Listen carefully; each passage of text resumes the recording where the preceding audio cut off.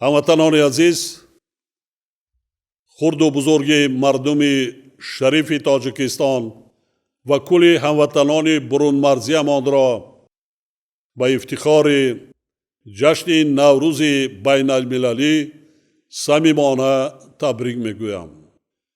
نوروز همچون بزرگترین آیین مردمی هنوز از آغاز پیدایش آن تا به امروز که تاریخ بیش از 6000 سال را در بر میگیرد، همچون رمز سری سال یعنی ایام برابرشوی شب و روز، احیای طبیعت، آغاز موسم کشت و کار، ابتدای کارهای صحرایی و فعالیت کشاورزان جشن گرفته می شود.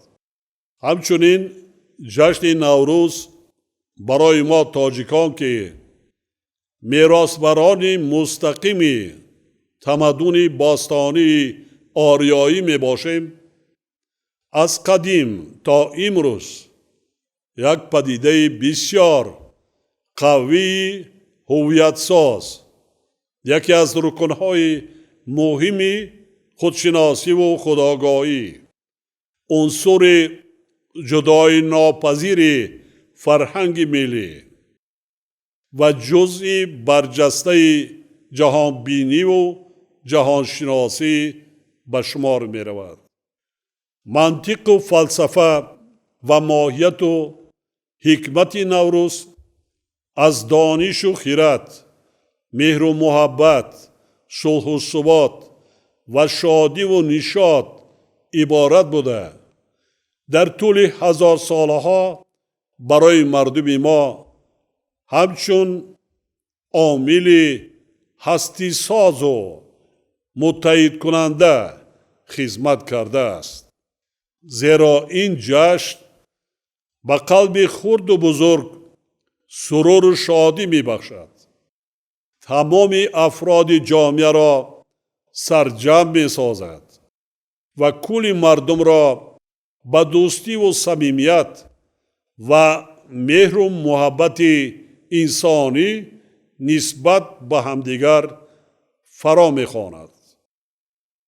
محض با همین سبب این پدیده اصیل فرهنگی هرگز کهنه‌شوی را نمی‌پذیرد و در همه دور و زمانها هم قدم و هم قسمتی مردم ما باقی میماند.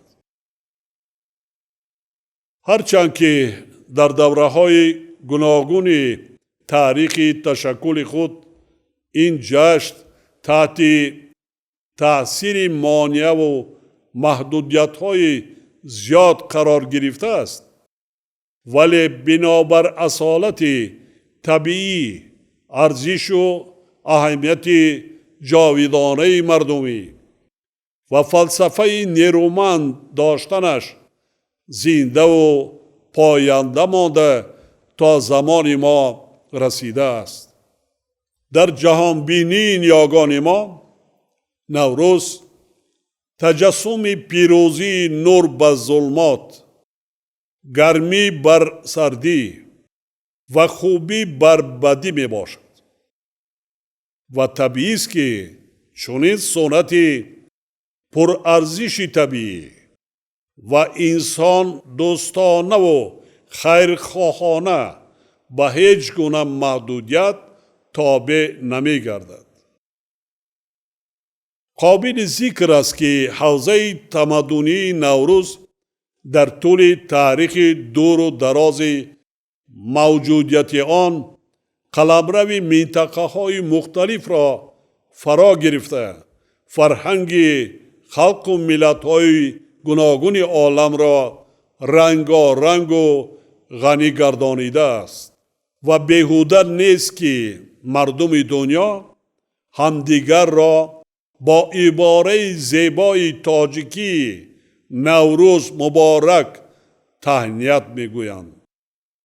امروز ما با افتخار و سرفرازی اظهار می‌داریم که به شرافت استقلال و آزادی وطن محبوبمان، نوروز این آیین بی‌بهای اجداد خود را احیا کردیم و برای رشد میانبرده رسوم نوروزی زمینه مساعد مهیا نمودیم. واقعا نوروز امساله در کشور ما در دوره آمادگی به جشن بزرگ 30 سالگی استقلال دولتی تاجیکستان محبوبمان تجلیل می گردد. یعنی بهار امساله بهار استقلال و نوروز آن نوروز استقلال می باشد. بنابراین همه ما باید کارهای آبادانی و بنیادکاری را برای استقبال ارزنده این جشن مقدس باز هم وسعت بخشیم.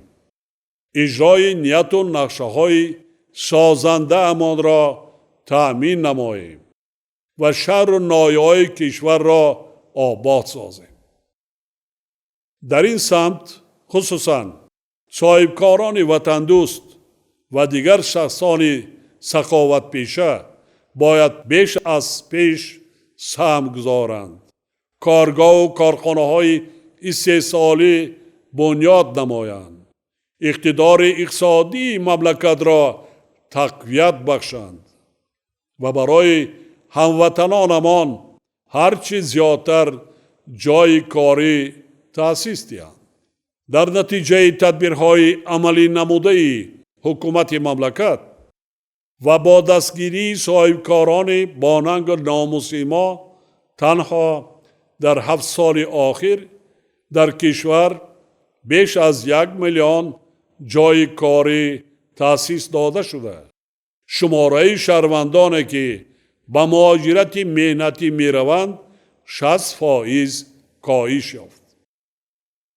ما باید منبعد نیز عملی سازی هدف استراتژی صنعتی کنانی کشور، رشد ساحه‌های کشاورزی و مهیا کردن جایهای نوی کاری را وسعت داده. با همین راه شدت مهاجرت مهنتی را پس نماییم. در این روند ضرور است که فعالیت مرکزهای تعلیمی کلانسالان را کلاً بهتر کرده شماره هرچی بیشتری ساکنان مملکت با آموختن کسب و هنر فرا گرفته شوند. از زمانهای قدیم در بین مردم ما تعامل رایج بود که طبق آن نوروز را با سر و لباس عیدانه ملی، خانه و کاشانه تازه و آزاده و محل و دهات آباد و آراسته استقبال می گرفتند.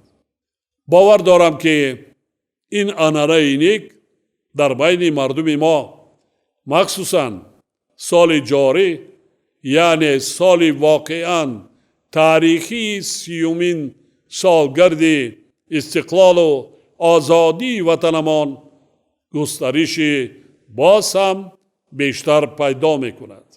همچنین با اعتماد کامل اصرار می نمایم که کشاورزان شهرتمند مملکت هر روز بهار را ثمرناک استفاده کرده برای حاصل فراوان زراعت‌های کشاورزی و حفظ امنیت آزقواری زمینه استوار می‌گذارند. خاطر نشان می‌سازم که بهار فصل زودگذر میباشد. طبق پیشگویی سازمان‌های بانفوذ بین المللی و کارشناسان سطح جهانی سال 2021 برای مردم سیاره یکی از سالهای وزنین‌ترین و حتی هلاکتبار خواهد بود. در چنین شرایط ما باید باز هم بیشتر زحمت کشیده حجم استحصال محصولات را افزایش دهیم و نگذاریم که مردم ما از لحاظ تأمینات با مواد غذایی تنقیسی کشند و محتاج دیگران شوند. من به کشاورزان و همه آنهایی که در اختیار خود یک وجب زمین دارند مراجعت کرده دعوت می نمایم که با استفاده از باد و هوای مساعد بهاری کشت زراعتها را سری وقت انجام دهند. از یک زمین 2-3 حاصل ریانند و حجم استحصال محصولات غذایی را زیاد نمایند. در این سمت ضرور است که برای با مواد غذایی باز هم بهتر تامین نمودن هر یک عائله زمین های نزد حولگی و پرزیدنتی نیز ثمرناک استفاده کرده شوند. خصوصا امسال که تأثیر پاندمی کرونا ویروس، بحران شدید اقتصادی و مالیوی و نتیجه منفی آن بالاروی نرخ‌ها و کمچین گردیدن مواد غذایی به تمام کشورهای عالم از جمله به تاجیکستان ما نیز ادامه دارد، هر یک ساکن کشور باید به این مسئله اعتبار اولین درجه دهد. در این جهت به تمام کشاورزان مملکت، صاحبکاران با ننگ و ناموس و کل ساکنان کشور بیشت آسایمان برای کار و موفقیت می‌خواهم. هموطنان عزیز، سالهای آخر در بین مردم ما به حکم عنعنه در آمده است که در عرفه و ایام عید و جشنها شخصان دارای امکانیت مساعد، یتیمان و معیوان، عائله‌های کم‌بضاعت و دیگر شخصان احتیاجمند را دستگیری می‌نمایند و در حق آنها غمخواری ظاهر می‌کنند. همچنین به صاحبکاران و تاجران و دیگر شخصانی که امکانیت و شرایط دارند خاطر نشان می‌نمایم که در شب و روزهای نوروزی مسئله رسانیدن کمک و دستگیری را به چنین شخصان فراموش نسازند. با استفاده از فرصت، برابران تمام وزارت و اداره ها، ساختار و مقامات دولتی، رئیسان ولایت‌ها، شهر و ناحیه ها، خدمتچیان دولتی، صاحبکاران و شخصان سخاوت پیشه و کل مردم سربلند کشور یک نقطه را تکرارن خاطر رسان می سازم. ما و شما هرگز فراموش نکنیم که صاحب دولت صاحب اختیار و وطن صاحب استقلال هستیم.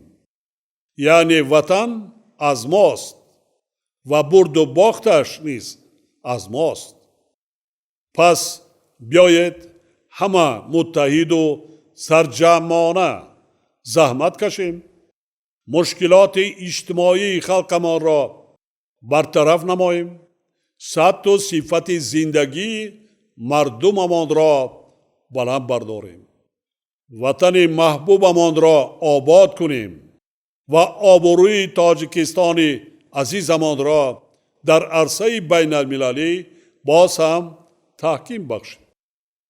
بار دیگر تمام مردم شریف کشور را به افتخار جشن بین المللی نوروز صمیمانه تبریک گفته با هر یک فرد وطن و هموطنان برون مرزی تندرستی، کامیابی، بخت و سعادت، فیض و برکت و به تاجیکستان محبوبمان صلح و ثبات جاویدانه و پیشرفت و دستاوردهای روزافزون آرزو می نمایم.